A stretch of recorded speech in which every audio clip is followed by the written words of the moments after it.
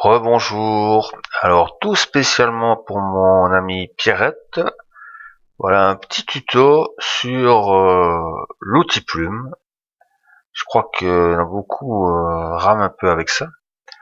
Donc simplement pour l'utilisation courante de l'outil plume, il y a un petit tuto que je vais développer. Et après je pense que ça ira un petit peu mieux avec cet outil. Très pratique. D'ailleurs on n'utilise que ça en Illustrator pour dessiner. Mais parfois très compliqué à comprendre dès le début avec cette histoire de poignée et tout ça. Donc voilà, je vous donnerai ce fichier. Enfin, en plus, non, je te donnerai ce fichier. Voilà, comme ça, tu pourras t'exercer. Et tout simplement, on va commencer avec l'outil plume.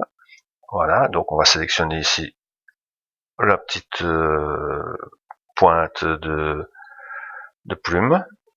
Et on va créer une droite d'abord.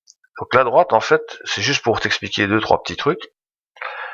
Voilà, si je veux faire une droite, bien horizontale, que je pars du point A, voilà, et que je vais au point B, je suis pas sûr d'arriver vraiment à la caler droite. Alors je vais faire exprès, voilà, je vais la caler comme ça.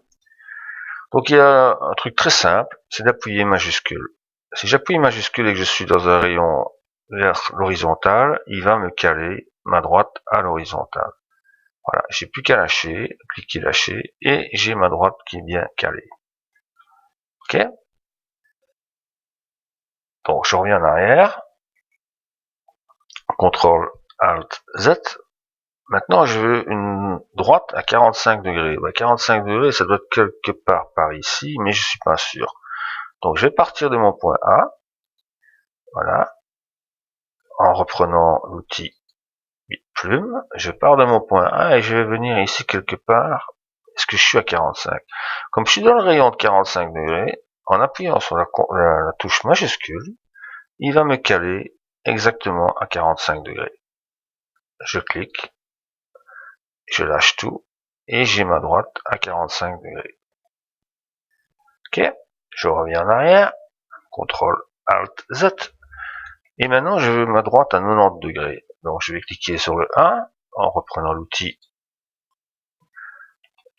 plume, voilà, et je vais venir, ouais, je pourrais le faire, hein, voilà, là je suis à 90 degrés, mais je suis pas sûr, voilà, je suis là, je veux être sûr, j'appuie majuscule, et il me cale à 90 degrés. Ok, pareil, voilà, je vais redescendre ici quelque part à 45, je refais majuscule, et il me cale à 45 degrés. Ok, j'appuie, je veux ici revenir bien droit à l'horizontale, j'appuie majuscule, et il me cale à l'horizontale. Ok, donc ça c'était une chose. Donc je vais effacer tout ça. Voilà. Donc maintenant, utilisation de l'outil plume pour réaliser des courbes. Donc j'ai sélectionné mon outil plume et je vais partir du point A. Alors ici il faut bien comprendre les choses. Si je clique simplement sur le point A, voilà, en lâchant, là j'ai lâché, ok, comme pour créer une droite, et je viens au point B, voilà, si je veux une droite parfaite, je fais quoi? Majuscule, voilà, et je clique B. Voilà, on va couper la suite, voilà, j'ai une droite, mais j'ai une droite sans poignée, puisque j'ai créé une droite simple, ou si je prends un angle simple, je n'ai pas de vecteur, je n'ai pas de poignée pour dire de faire un arrondi avec cette droite. D'ailleurs, si je vais chercher mon outil sélection directe et que j'appuie sur mon point d'ancrage A, il se passe rien, le point d'ancrage B, il se passe rien, je n'ai rien. Pourquoi? Parce que justement, je n'ai pas tiré mes poignées. Donc je reviens en arrière, à le CTRL Z, et je vais tirer encore à le CTRL Z, parce que je vois qu'il y a encore un point d'ancrage qui est resté, voilà. Je reprends mon outil plume. Maintenant, ici, je vais cliquer, mais je ne vais pas lâcher. Et je vais voir apparaître deux poignées et je vais prendre une direction. Je sais dans quel sens je vais plus ou moins aller. Donc je vais faire une courbe comme ça. Voilà, courbe ainsi. Donc je vais cliquer sur mon point A, je place un point d'ancrage, voilà, je ne lâche pas, et je tire mes poignées. Puisque je vais aller par là, ben je vais aller dans ce sens-là. Une fois que j'ai donné ma direction, à ce moment-là, j'ai mes poignées qui seront sorties. Je peux lâcher, voilà, et je vais aller jusqu'à mon point B. Voilà. Ok. À mon point B, je vais faire pareil. En fait, si je clique sans bouger, ce que je vais faire pour vous montrer, voilà, je clique, je lâche, ok, j'arrête mon tracé. Donc là, pour arrêter mon tracé, moi je tape sur V, hein, ce qui revient à faire une sélection et ce qui arrête le tracé. Donc je vais revenir maintenant sur mon outil de sélection directe, voilà, la flèche blanche, ici. Et je vais venir ici sur mon point d'ancrage et je clique, il se passe rien. Pourquoi? Parce que j'ai pas tiré de poignée. Par contre, si je vais sur l'autre point, ici, il me donne les poignées existantes au point d'ancrage. Ok? Je reviens en arrière. CTRL ALT Z. CTRL ALT Z pour enlever la deuxième. Et je resélectionne mon outil plume. Donc je repars du point A.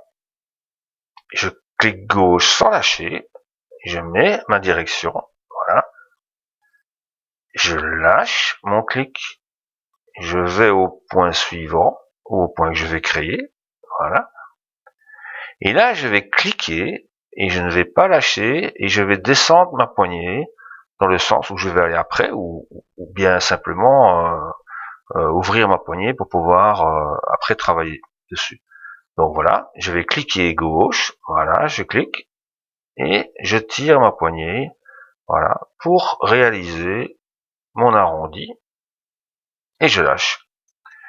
Ok, je tape V pour arrêter le tracé et j'ai créé ici maintenant une courbe entre le point A et le point B avec des poignées de chaque côté. Donc maintenant, si je veux, je vais chercher mon outil de sélection directe, je clique sur mon point d'ancrage et il me donne les poignées existantes pour ce point d'ancrage et il me donne les poignées existantes pour ce point d'ancrage. Voilà. Ok. Donc ça, c'est des choses qu'il faut bien savoir, bien, surtout au départ, quand vous commencez votre tracé, vous cliquez, vous ne lâchez pas, vous allez dans la direction, comme ça vous créez vos poignées. Maintenant, il se peut que vous n'ayez pas la possibilité, ou vous avez oublié, ou vous avez lâché, ou quoi comme. Donc il existe l'outil, toujours dans l'outil plume, dans les sous-outils. Oh, on va s'en servir, d'ailleurs on va le faire. Donc je reviens en arrière, CTRL ALT Z, voilà. Je reprends mon outil plume, je reviens au point A, voilà. Je clique, je lâche. J'ai lâché, tant pis. J'arrive au point B, je clique, je lâche. Voilà. Donc j'ai une droite. Si je prends mon outil de sélection directe et que je clique sur mon point d'ancrage, j'ai pas de poignée. L'autre, je clique, j'ai pas de poignée non plus. Peut-être je vais l'avancer un peu en zoom, CTRL plus, voilà. Donc vous voyez les points d'ancrage, ils sont ici. Voilà. Donc si je clique, il se passe rien, je vais sélectionner, mais il se passe rien. Là aussi j'ai sélectionné, il se passe rien. Donc j'ai pas de poignée, j'ai pas créé de poignée. Donc maintenant, qu'est-ce que je vais faire? Je vais aller chercher un outil ici. Vous allez voir, il y a un petit V là, outil conversion de points. Et je vais prendre cet outil, voilà, outil de conversion de points, et je vais venir, vous voyez, ça fait une flèche, et dès que je viens sur un point d'ancrage, il passe un petit V qui me dit, voilà, je peux convertir ce point en point d'ancrage avec poignée.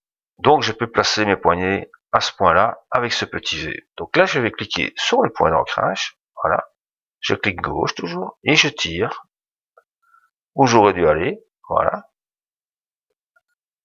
et je lâche, et j'ai ainsi créé 2 poignées sur ce point d'ancrage. Idem de l'autre côté, donc si je reviens avec mon outil sélection directe, je regarde, je clique, il n'y a rien.